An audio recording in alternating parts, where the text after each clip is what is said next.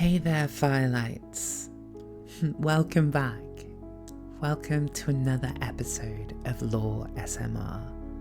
Today we're going to be delving into one of my favourite stories from the League of Legends universe, Rise With Me by Dana Luery. And there is no better story for Pride Month. Diana and Leona are two of my favourite characters, and I love their relationship and the way that this is written. It's very sweet, and it's super calm. This piece takes place over a series of letters and diary entries, so there will be less sound effects in this one, and it will be more of a read episode. Thank you so much for joining me. Again, if you want to support the work that I'm doing, feel free to head over to my Ko-fi, which is linked below. Drop a like and a subscribe, and enjoy this ongoing project of mine. And without further ado, from my little hole in the city of Eidolon, here it is. Rise With Me by Dana Luery. Here, upon the great mountain, the beloved of the sun sing to her a song of love and devotion, of battle and glory. The golden sun, her light ever shining, bathes our faces in warmth and scorches our enemies, burning them to holy ash. Yet even the radiant sun must rest, and so we are left without her, cold and naked and alone, at the mercy of those who stalk in the dark. We mourn for her as she slumbers, knowing she never wishes to part from us. The last wink of twilight, her fading farewell kiss. Yet the night we would miss her most dearly, the darkness long and bitter. We persuade her to stay longer and dance with us to her own music. Twilight's kiss extended, a roaring flame that thaws through winter's grasp. The sun stays awake all through the night, whispering her sweet secrets until the dawn. We battle the lull of darkness for her, for the love she bears us, and we gaze upon her glory as we show her our own. Hymn of the Dawn, Tablet 16, lines 33 to 60.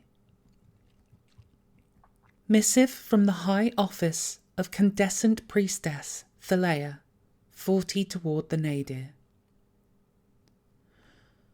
To all those faithful youth who reside within the temple of auroral triumph, the journey of the sun takes her farther away from us each day as winter descends upon the mountain once again.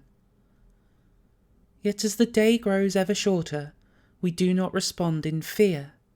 Instead, we prepare for the festival of the Nightless Eve, now a mere 40 rises hence.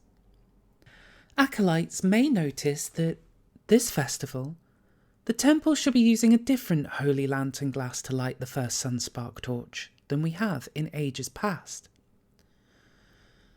We offer our gratitude to Sunforger Lassar for creating the sacred object that will outshine its predecessor.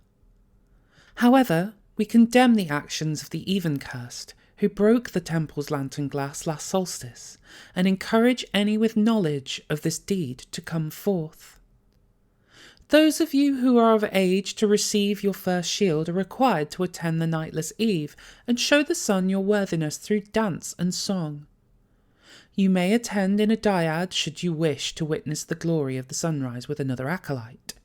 Only through our devotion may the darkness be kept at bay.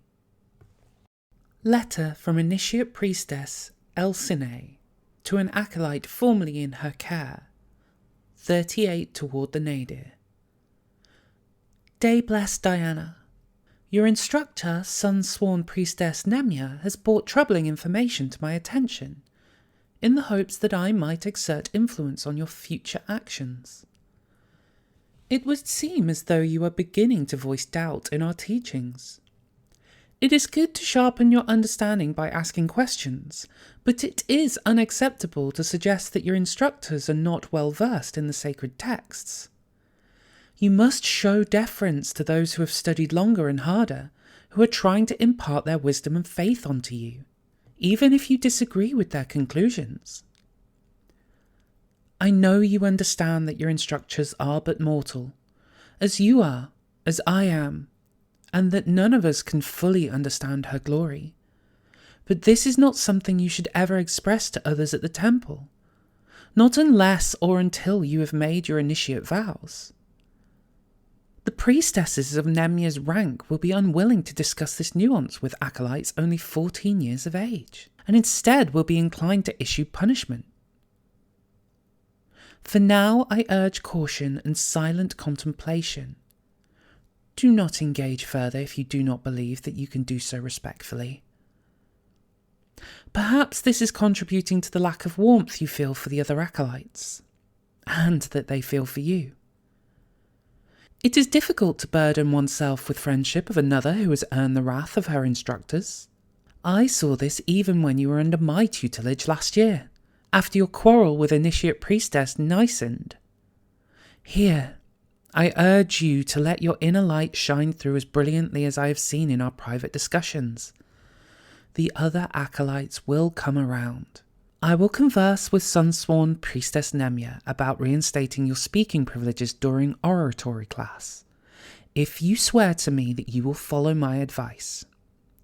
Otherwise, I will not speak for you. In the light, Initiate Priestess Elsine. Diary of Diana, Ward of the Rackle, 38 toward the nadir. Apparently, asking Nemya about why we call night the darkness was a step too far. But it's not dark at night, not completely.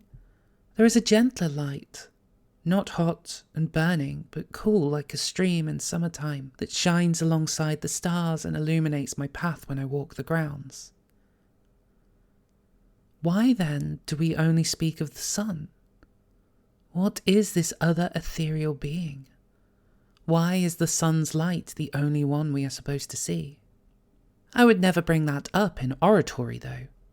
Not when Nemya has proclaimed that I am to hold my tongue for the remainder of my time in her charge, for being disruptive and disrespectful.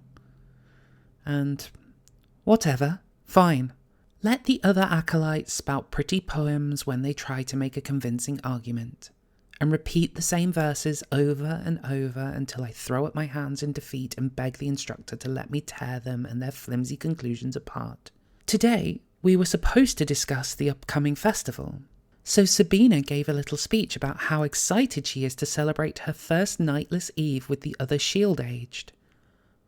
That was it. That was the whole argument. The entire point of view was, won't this be fun? Ugh.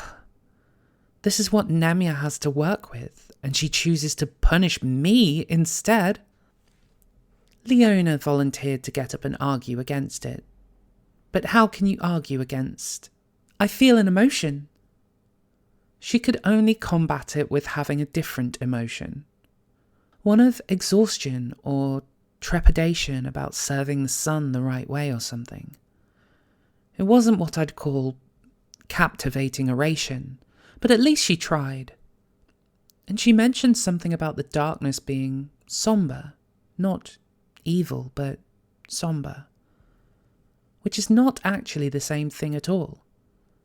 And that caught my attention. So I tried to speak after Leona, and started by asking my question about the darkness. It was meant to be rhetorical. I didn't even have the chance to talk about how the festival's just a way to reinforce how people already feel about celebrating the sun, how it is a ritual designed to subjugate us to orthodoxy instead of pursuing our own relationship with her. But apparently even that is too much for Nemya. Just because she blessed us with light and sight doesn't mean the priesthood wants us to see things for what they really are.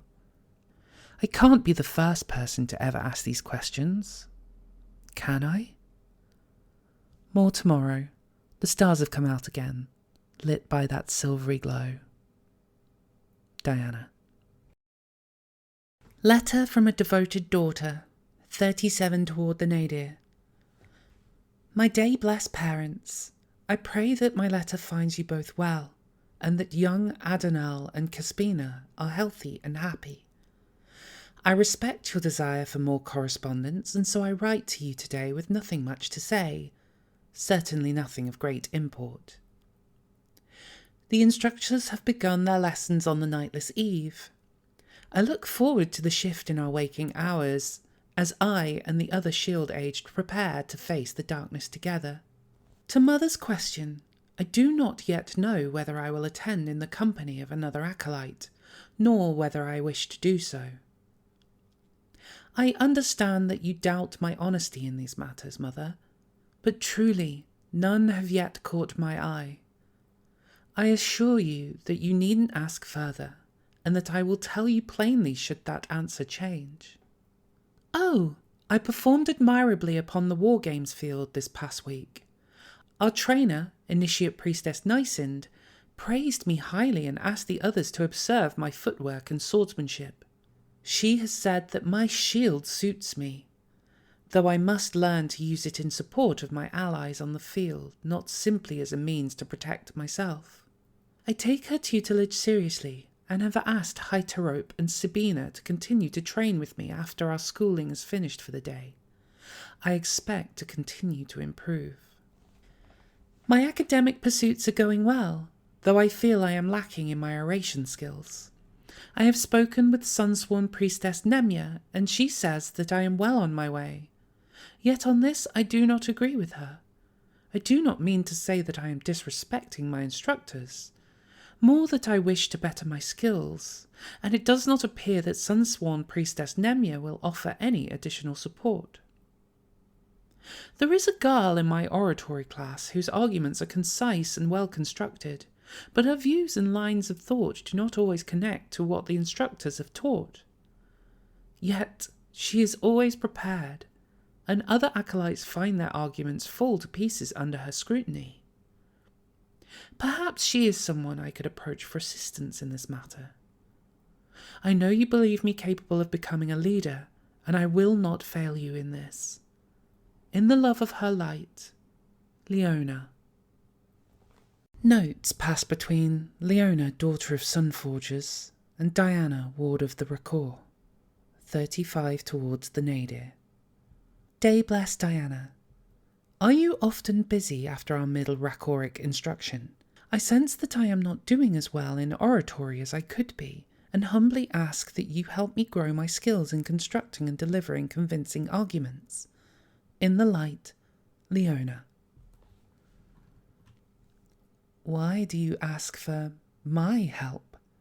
I am no longer invited to speak during class, so why would you want to learn from someone whose arguments our instructors have deemed worthless? Perhaps you should ask Sabina or that other girl you train with. They have shown themselves to be loyal companions who would do anything to help you succeed. Diana. The content of your arguments notwithstanding, you are more skilled at constructing the logic behind them than anyone else in our year, and likely in our temple. You have heard some of the end-of-year debates and presentations that the older acolytes have made in the years past, have you not?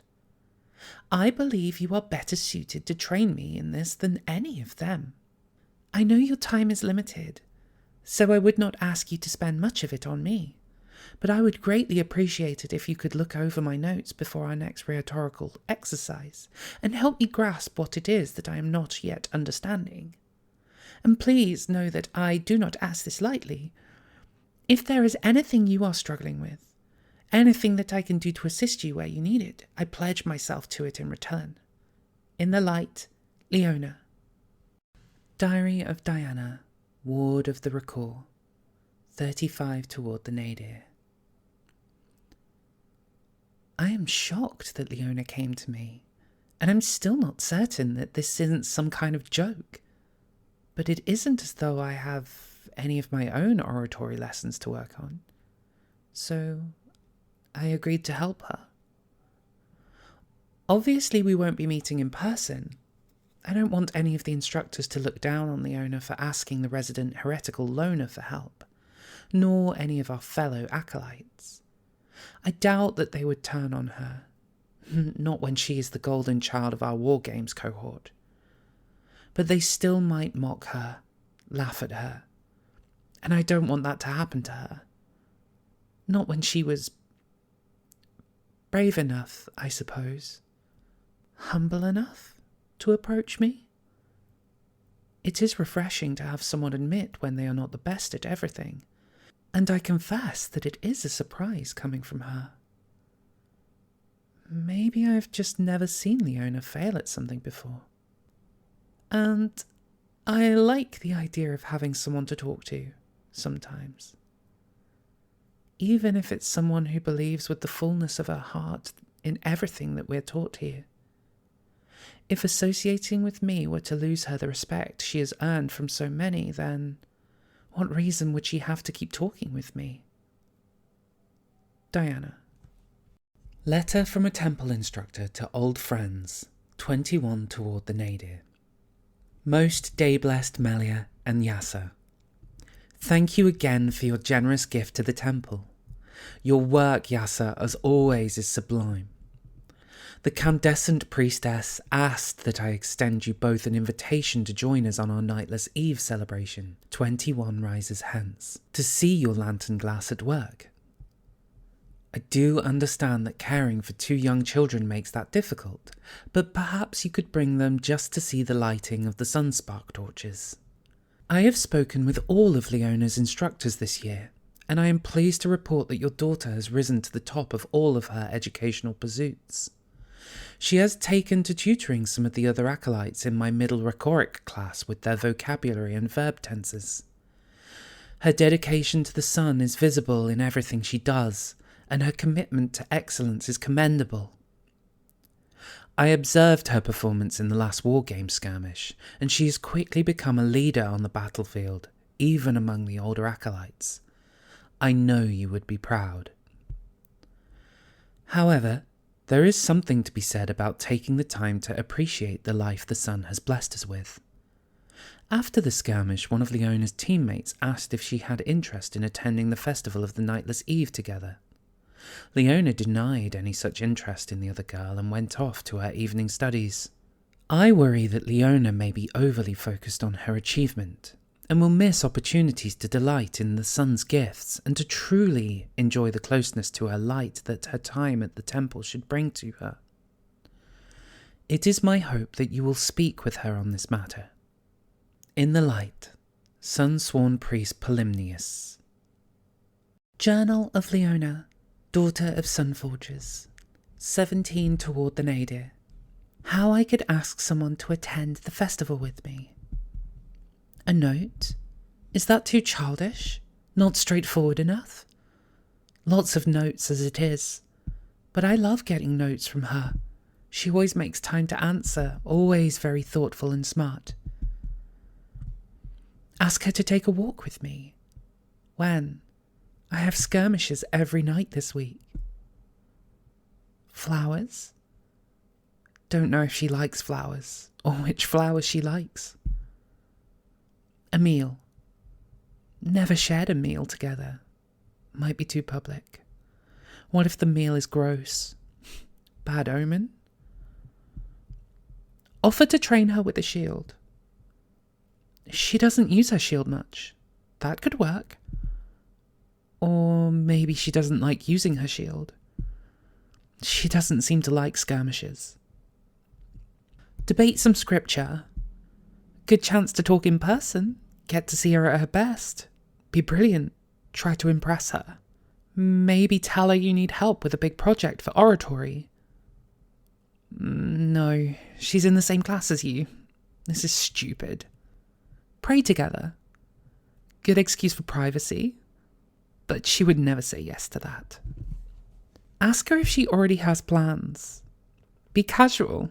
Doesn't have to be as more than friends. She probably doesn't want to go to alone. What if she's already going with someone? Who would she go with? tell her I don't have a companion? This is not a terrible option. Don't ask. Just see her there and ask her to dance with you? Also not a terrible option. Why is this so hard? Notes sent between Leona, daughter of Sunforgers, and Diana, ward of the Recor. 14 toward the nadir. Leona, some thoughts on your last argument. Your thesis was concise and easy to understand, and even Sabina seemed to follow your logic. And I really liked how you threaded in some star-sun hypothesis. That connected surprisingly well to your argument a few weeks ago on the sun's gifts in the sky. I could tell Nemia was impressed. Well done. You compared the sun's light and life to the cold darkness, but you weren't able to say exactly what about the darkness is bad. Is it the absence of warmth? If so, is winter bad? Is cold water bad? Is it the absence of life? Mount Targan itself is not alive. Is it bad? You need better examples or to change your metaphors. You spoke of heretics as those who don't believe in the sun. What does that even mean? It's there, in the sky. Are you arguing that some people don't believe it is there at all? I know what you meant, I think, but you should clarify that believing in the sun and believing in our scripture are not exactly the same. Or you should speak of worshipping the sun rather than believing in it. Moreover, how do you know enough to assume what the restricted tablets say about our people's history? The instructors have only offered summaries and hearsay as to what they mean. But unless you have quotations, you're only working off of theories, not truths. I would hold off on arguing anything about the restricted tablets until you've seen them after the initiation rites. Your point about the everlasting day was good, as was your argument in favour of the shadow theory, but you don't follow them through to a strong conclusion. Celebrating both the everlasting day and the nightless eve as triumphs of the sun means what about the creation of shadows? Are they mortal creations, or that of the sun? But yes, you're definitely improving. Can you feel it when you're up there on the dais? Diana, yes, I can definitely feel it. It is as though the sun's righteousness flows through me. I can feel her warmth glow in my cheeks the longer I speak. I wish our classes were held outdoors, even in the winter chill, so she could hear me. I very much appreciate your notes. Thank you for taking the time to write them down, and thank you again for all your guidance in this matter. I would not be improving so steadily if it were not for you, but I do have further questions. Everything in my argument was researched. I have the citations for every piece of the hymn, and the writings of the philosophers and the temple scholars. I don't believe any of my conclusions were unique.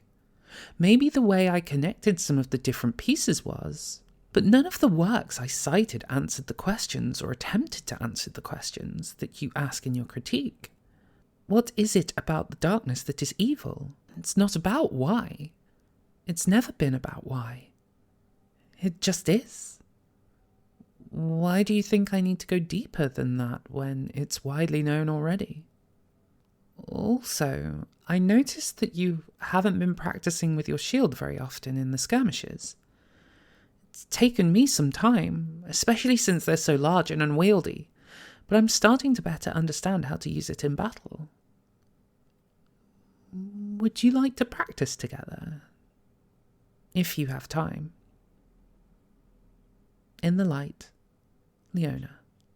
Leona, if it's so widely known and so widely agreed upon, don't you think you should dig deeper? Who agreed upon this? When? Why? Why are there some things we have collectively decided to take for granted as truth? You asked me to take a look at your argument and help you structure it better. That's all I'm trying to do here.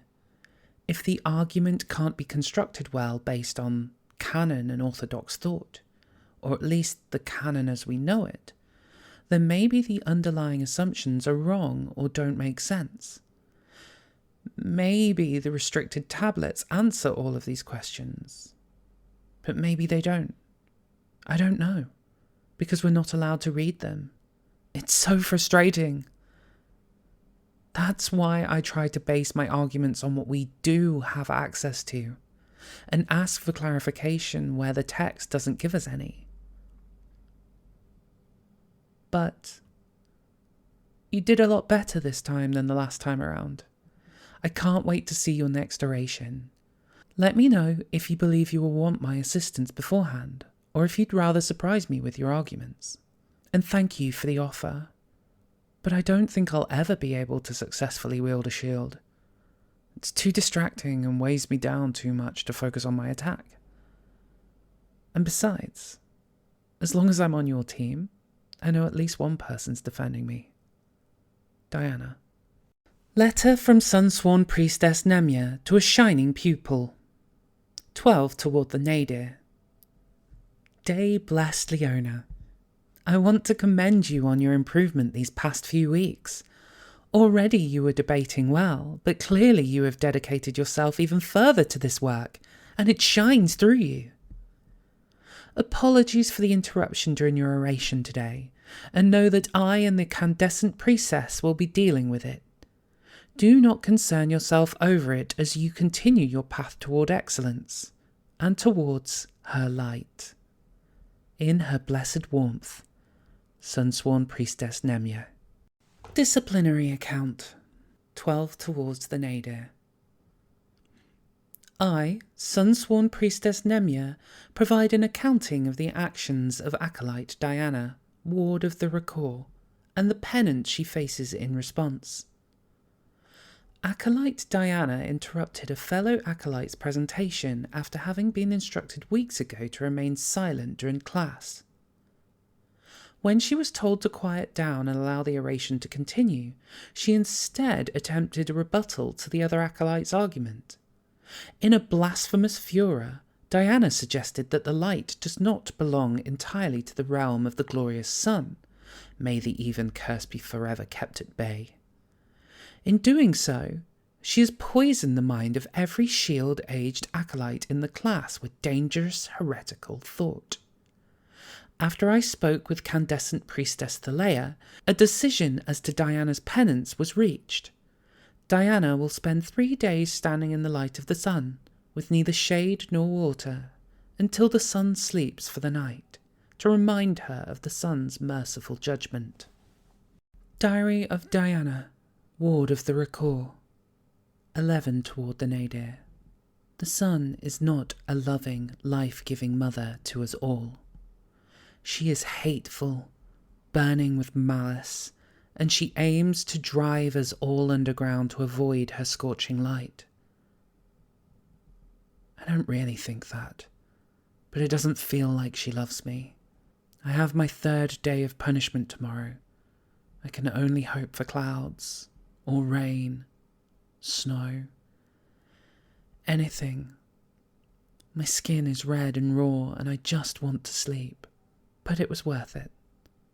That debate with Leona is probably the closest we will ever come to talking in public, and we got to do it on our terms. I didn't even bring up the light that pierces the darkness at night. I didn't have time before Nemia dragged me off to Thalea for her retribution. I wonder what they would have done if I had. I hate everyone here.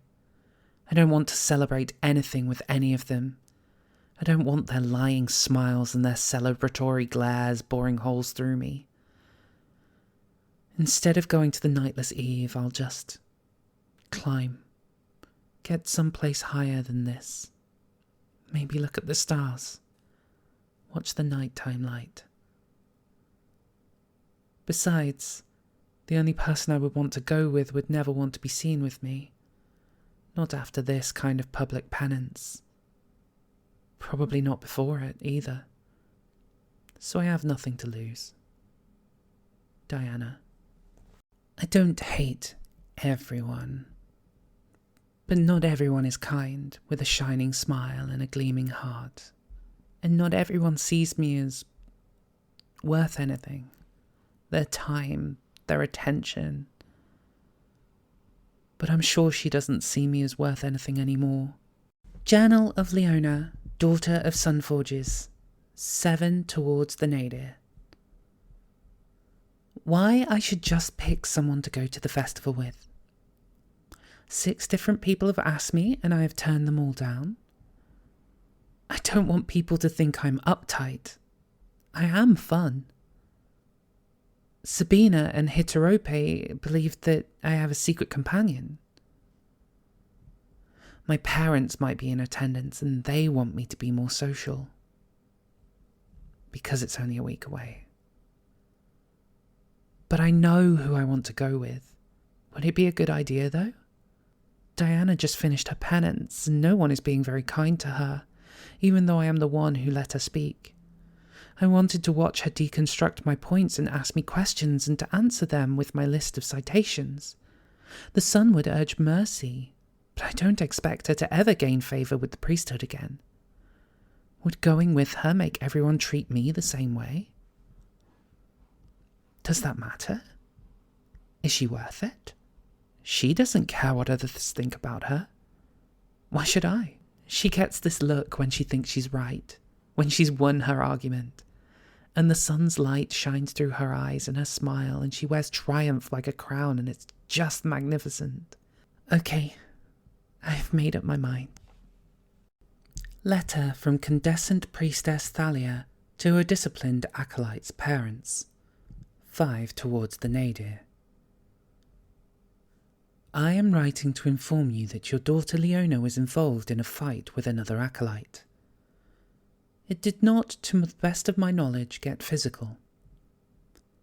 I only arrived at the end of the altercation, and did not hear what it was that they fought over. Both girls were spoken to, but neither took me into her confidence as to what started the fight. There will be a measure of penance meted out to both girls. With her light cast o'er the world, Candescent Priestess Thalia. Excerpt from the Diary of Diana, Ward of the Recor, 5 towards the nadir. But the moment I told Leona I would not be attending the Nightless Eve, her eyes dimmed as though I had told her I was embracing the darkness in my heart. And knowing me, knowing what I have been through, she asks me, "Why not?" That's when I realised. Oh, she's proselytising. Apparently, all of this time we've spent writing notes to one another has given Leona the idea that I am available to be preached at, converted to full believer, made to see the light. She asked for my help because she thought she could help me. So I got angry. I yelled. I'm not proud of it, but I couldn't help it. I'm just glad I didn't cry. I should have known that this was all it was. All it ever was. Luckily, I was not the only one who got in trouble this time. Golden Child Leona had to perform penance too, but they wouldn't make her stand out in the sun for days on end. Instead, we have to scrub the floors across the temple. Even in the priesthead's cenobium. I wonder if an instructor may have asked her to intervene on the sun's behalf. If that's all I am to her, a heretic able to be swayed back onto the path, then she and her lousy arguments can rot and fail oratory for all I care. Diana. Journal of Leona, daughter of Sunforges, 5 toward the nadir. Why I should never have asked Diana to go to the festival with me. She looked disgusted that I would even ask her if she was going. She started yelling at me publicly. We both got in trouble, and now I have to miss skirmishes to scrub floors. She doesn't care about celebrating the sun. She's practically a heretic. She probably wouldn't even dance if she did go. Now she'll never write to me again. should have just said yes to somebody else. Letter from disappointed parents to their daughter, 2 toward the nadir. Day blessed Leona. Your mother and I are displeased to hear of both your penance obligations and your disappointing performance at your last skirmish. We know that you are capable of better, and expect you to rise to the occasion. Leaders in her light do not run into impediments that they cannot overcome, nor do they get hindered by such earthly mischief as a shouting match at school. We will be in attendance at the opening ceremony for the Nightless Eve 2 days hence, and will speak with you about how better to secure your future then. In the love of her light, Father. Diary of Diana, Ward of the Recor, 1 toward the nadir. I am beside myself with rage. She wasn't trying to preach to me. She was asking me to go with her to the festival. Diana, you're such a fool. Missive from the High Office of Candescent Priestess Thalea, the Nadir. To our shield aged and above, may you have a joyful festival of the Nightless Eve, and may you forever bask in her unending love and warmth. Our celebration begins at twilight. Be sure to dress appropriately in your formal temple garb. With her light cast over the world. Candescent Priestess Thalea. Letter from Leona, daughter of Sunforgers, to her parents. Unsent. 174 towards the zenith. My day-blessed parents, glory to you both, in the light of the sun, and may the days grow long as we know her love once more. I know that you expected to see me at this celebration, and I wanted to explain why I wasn't at the start of the... I'm sure you were wondering. I missed the first half of the festival. Diary of Diana, Ward of the Recor, 174 towards the zenith. I cannot believe I am writing these words now, with my fingers still trembling, and have them be the truth. It is unthinkable, unfathomable, and yet it happened. I watched the others get ready for the Nightless Eve, in their mantles and their veils and their armour, and I didn't. I took my warmest robe and slipped out the door to the acolyte's hearth, past the temple palisade and out into the wilderness. There is little above the temple that was made by human hands, on the lower peaks of the mountain. It is supposed to be where we go to feel closest to the sun. So I went up and looked for a good place to sit and watch the sky. I witnessed the setting of the sun and the sky growing dark, and the sun-spark torches burning brightly below on the temple grounds. Even from up there, I could feel the horrible heat. My skin remembers the burns from my penance.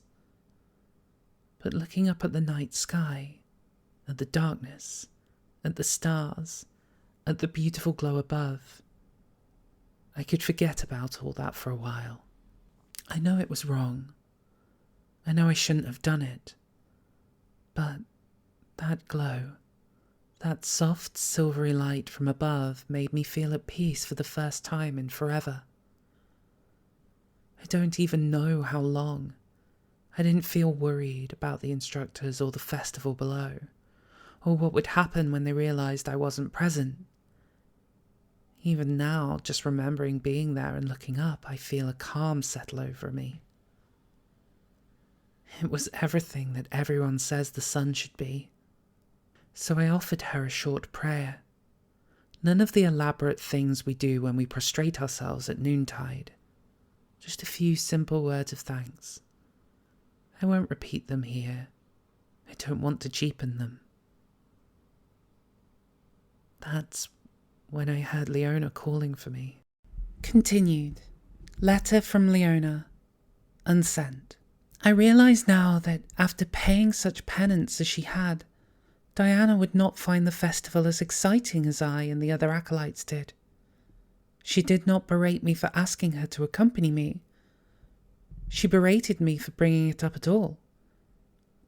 It was your letter, actually, that made me push past my own pain and reflect upon the moment more sincerely. Upon reflection, I decided to find her and apologize. I knew where she wouldn't be, but not where she would go. So I searched for her, first within the temple grounds, then without. I'd never seen Diana out at night before. She goes a painful pink if she's outside for too long under the sun's glory. But here, cloaked in darkness, she looked like she belonged to the night. But not in a bad way. How could it be, when it is the same colour as her hair, her eyes? She asked me why I was there. Wasn't I supposed to be down at the festival with the others?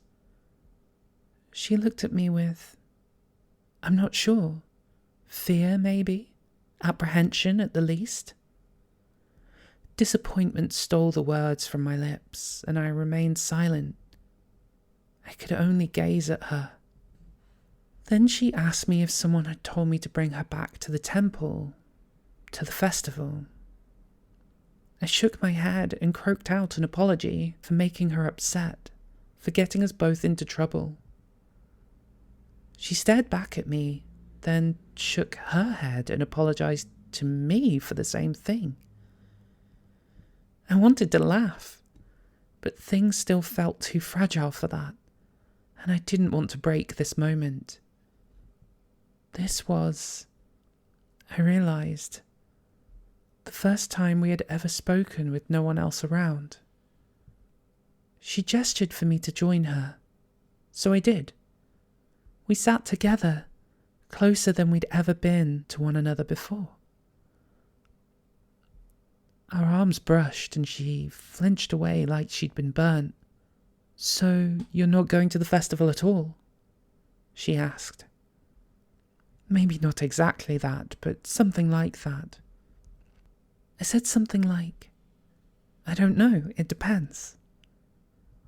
My heart was beating hard in my throat as she leaned her head against my shoulder, but she didn't seem to notice.